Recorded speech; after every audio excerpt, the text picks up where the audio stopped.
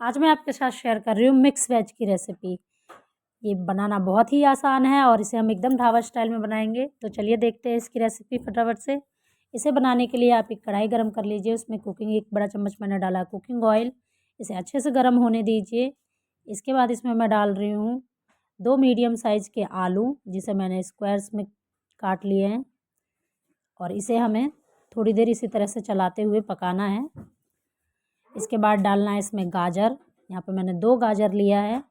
गाजर को अच्छे से छीलकर फिर धोकर इसे काट लीजिए और इसे भी 1 से 2 मिनट के लिए हमें पकाना है।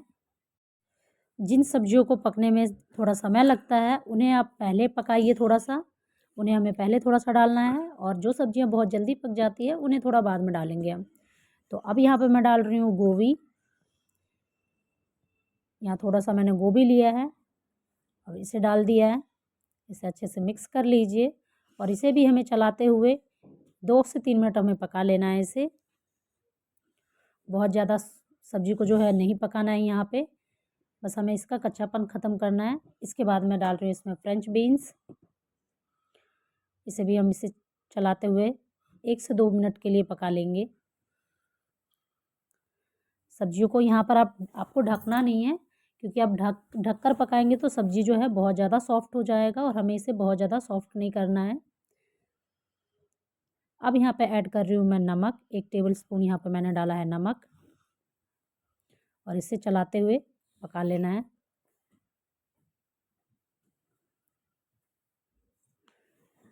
टोटल इस सब्ज़ी को आपको 5 से 7 मिनट के लिए पकाना है। तो ये देखिए, बस सब्ज़ी को जो है इतना ही पकाना है, इससे ज़्यादा नहीं हमें कुक करना है इसे। ये देखिए, मैंने सभी सब्ज़ी को पका लिया है। अब इसमें डाल रही हूँ मैं 1 बड़ा चम्मच ऑयल। यहाँ पे डाल दिया है मैंने पनीर।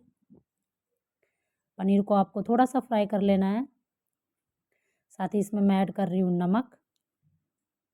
नमक डालकर इसे थोड़ा-सा हमें पका लेना है। इसके बाद निकाल लेना है इसे। पनीर फ्राई करना यहाँ पे बिल्कुल ऑप्शनल है। इसके बाद मैं डाल रही हूँ 1 बड़ा चम्मच ऑयल। इसमें मैं डाल रही हूँ 1 टेबलस्पून जीरा। जीरा को अच्छे से क्रैकल होने देंगे यहाँ पे। इसके बाद इसमें डालेंगे हम कुछ खड़े मसाले, जैसे कि मैंने 4 लौंग लिया है, 1 बड़ी इलायची, 2 हरी इलायची, 1 टुकड़ा दालचीनी का और 1 तेज़पत्ता। इन सबको डाल दिया है। अब इसे चलाते हुए पका लेना है इसे। इसके बाद इसमें मैं डाल रही हूँ 2 मीडियम साइज़ के प्याज। प्याज को मैंने अच्छे से बारीक काटा है। इसे चॉपर में मैंने काटा है। बारीक काटना है बिल्कुल, और चलाते ही इसका कलर चेंज होने तक आपको इसे पकाना है। इसके बाद मैं डाल रही हूँ इसमें 2 हरी मिर्च, 1 टेबलस्पून लहसुन का पेस्ट। इसे अच्छे से करिए मिक्स।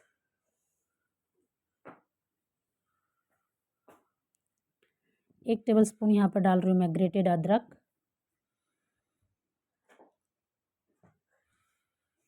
अब इन सबको अच्छे से चलाते हुए पका लीजिए। इसके बाद डाल रही हूँ 1 टेबलस्पून धनिया पाउडर। 1 टेबलस्पून यहाँ पर डाल रही हूँ मैं हल्दी पाउडर। 1 टेबलस्पून यहाँ पर मैं डाल रही हूँ लाल मिर्च पाउडर, और 1 टेबलस्पून यहाँ डाल रही हूँ कश्मीरी लाल मिर्च पाउडर। कश्मीरी लाल मिर्च पाउडर जो तीखा नहीं होता है बिल्कुल भी, बस इससे कलर अच्छा आएगा। तो ये डाल दिया है हमने मसाले। मसालों को चलाते हुए कुछ देर के लिए हमें पकाना है। इसके बाद डाल रही हूँ 2 बारीक कटा हुआ टमाटर। टमाटर को अभी आप इसी तरह से चलाते हुए पका लीजिए। साथ ही इसमें ऐड करेंगे नमक। 1 टेबलस्पून यहाँ मैंने नमक डाल दिया है। इन सबको अच्छे से मिक्स कीजिए।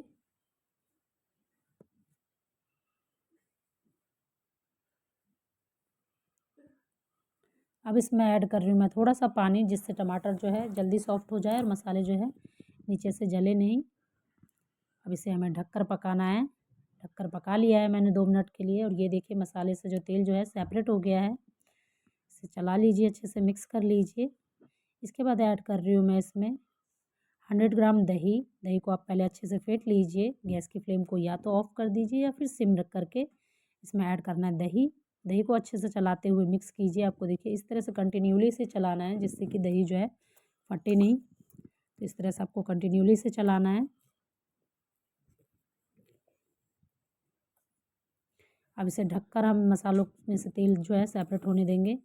इसके बाद ऐड करना है इसमें प्याज। मैंने यहाँ पे एक प्याज लिया जिसे मैंने रफली चॉप किया है और एक शिमला मिर्च। इसी स्टेज पे आपको डालना है। 1 टेबल स्पून मैंने डाला है काली मिर्च पाउडर। यहाँ पे डाल रही हूँ 1/2 टेबल स्पून कसूरी मेथी। कसूरी मेथी को आपको अच्छे से क्रश करके डालिए। शिमला मिर्च और प्याज यहाँ पर इसलिए डालना है जिससे कि इसका जो क्रंचीनेस है वो ख़त्म ना हो, बस इसका कच्चापन जो है वो ख़त्म होना चाहिए और इससे इसका फ्लेवर जो है बहुत अच्छा आता है। तो इसी स्टेज पे आप डालिएगा इसे। यहाँ पे तेज पत्ता जो है निकाल देते हैं क्योंकि इसका काम ख़त्म हो गया है। ढककर मसाले को अच्छे से पका लीजिए।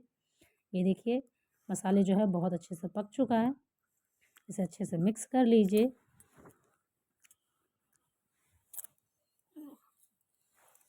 इसके बाद जो हमने सब्जी को फ्राई करके रखा था वो डाल दीजिए इसमें और इसे अच्छे से मिक्स कीजिए।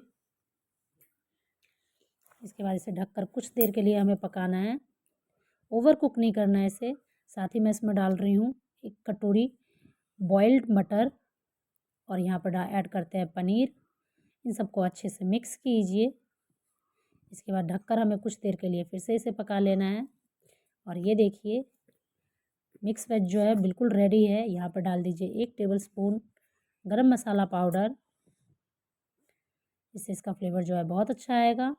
और इसे अच्छे से मिक्स कीजिए। आप इसे गर्मा गर्म सर्व कीजिए रोटी के साथ, पराठे के साथ। ऐड करते हैं इसमें फ्रेश बारीक कटा हुआ धनिया। और ये वीडियो आपको कैसी लगी आप मुझे कमेंट करके बताइएगा। मैं मिलती हूँ नेक्स्ट वीडियो।